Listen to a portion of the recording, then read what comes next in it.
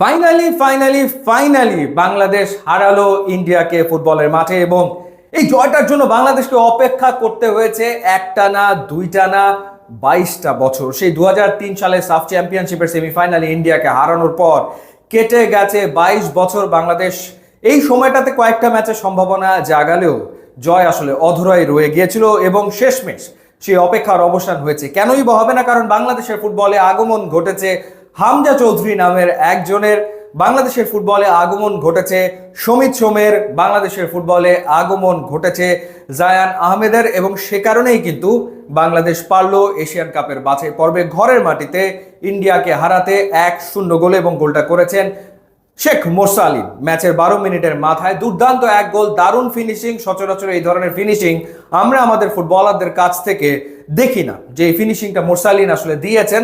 এবং রাকিবের রান সবসময় অসাধারণ, তিনি খুব স্পিডে উপরে উঠে আসেন, কাউন্টার অ্যাটাকে খুব দ্রুত যেতে পারেন, সেই কাজটা তিনি করেছেন ঠিকই। এবং মোরসালিনকে যে অ্যাসিস্টটা করেছেন সেটা চোখ জুড়ানো, নান্দনিক। এবং মোরসালিন কোনো ভুল করেনি, তিনি ইন্ডিয়ান গোলকিপার গুরপ্রীত সিংকে পরাস্ত করতে সক্ষম হন এবং বাংলাদেশ এগিয়ে যায় 1-0 গোলে। নিশ্চিতভাবেই মোরসালিন আসলে বাংলাদেশের বিগ ম্যাচ প্লেয়ার কিন্তু হয়ে উঠছেন। আমরা এর আগে দেখেছি এই এশিয়ান কাপের বাছাই পর্বের গুরুত্বপূর্ণ ম্যাচে হংকংয়ের বিপক্ষে মোরসালিন গোল করেছেন। এরও আগে নিশ্চয়ই আপনাদের সেই গোলটার কথাও খেয়াল আছে, বিশ্বকাপের বাছাই পর্বের ম্যাচে লেবাননের বিপক্ষে মোরসালিন যে গোলটা করেছিলেন।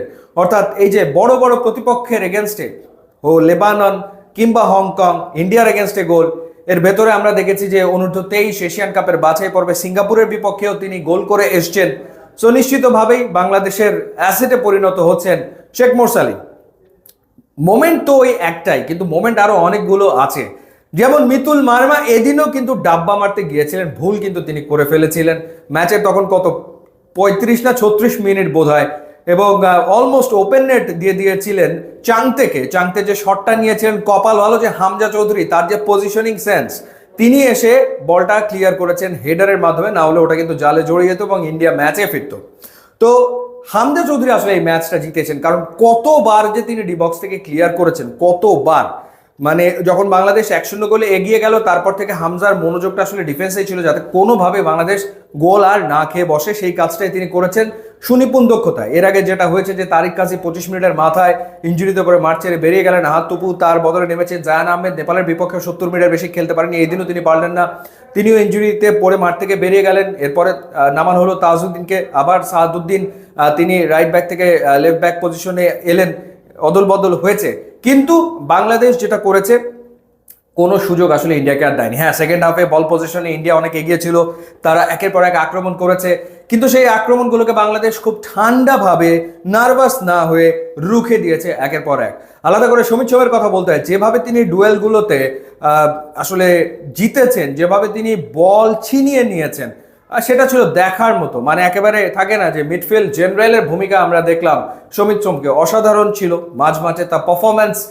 প্রত্যেকেই দুর্দান্ত খেলেছেন। ইনফ্যাক্ট সোহেল রানা ক্যাপ্টেনের আর্মব্যান্ড তার কাছে ছিল আজকে, তিনিও দুর্দান্ত পারফর্ম করেছেন। ওভারঅল প্রত্যেকেই ভালো খেলেছেন। ফাহিম খেটে খেলেছেন, নেপালের বিপক্ষেও তিনি একাধিক গোলের সুযোগ পেয়েছিলেন, পরিশ্রম করে খেলেছেন। ফাহিমকে আমরা দেখেছি যে ওপরে উঠতে এবং খুব দ্রুত আবার নিচে নেমে আসতে, অর্থাৎ এই যে ব্যাপারটা উপরে ওঠা এবং দ্রুত আবার নিচে নামা, তো সেটা সবসময় সচরাচর আসলে হয়ে ওঠে না বাংলাদেশি ফুটবলারদের। অনেক সময় দেখা যায় ফিটনেসের অভাব থেকে যায়, কিন্তু ইন্ডিয়ার বিপক্ষে পুরো টিম ডেডিকেটেড ছিল যে জিততেই হবে। এই ব্যাপারটা খুবই গুরুত্বপূর্ণ ছিল, যে dedication level was pretty high. So Bangladesh 3 point পেল এবং আফসোস আমাদের আরো বাড়ালো যে হংকংয়ের বিপক্ষে ঘরের মাটিতে ওই ম্যাচটা থেকে একটা পয়েন্ট যদি বাংলাদেশ পেত, তাহলে তো টিকেই থাকতো শেষ ম্যাচ পর্যন্ত। কিন্তু সেটা হচ্ছে না। কিন্তু র্যাঙ্কিংয়ে প্রায় 50 ধাপে এগিয়ে থাকা ইন্ডিয়ার বিপক্ষে জয় একটা বিরাট ব্যাপার, সেজন্য বাংলাদেশ দলকে অভিনন্দন। ফুটবলে বাংলাদেশ এগোবেই এবং সেটা ছাপ কিন্তু আমরা দেখতে পাচ্ছি বাংলাদেশের খেলাতে। ইউটিউব ইনস্টাগ্রাম লিঙ্ক আছে, আপনারা যদি যোগ দেন তাহলে খুবই খুশি হবো। And thanks for watching.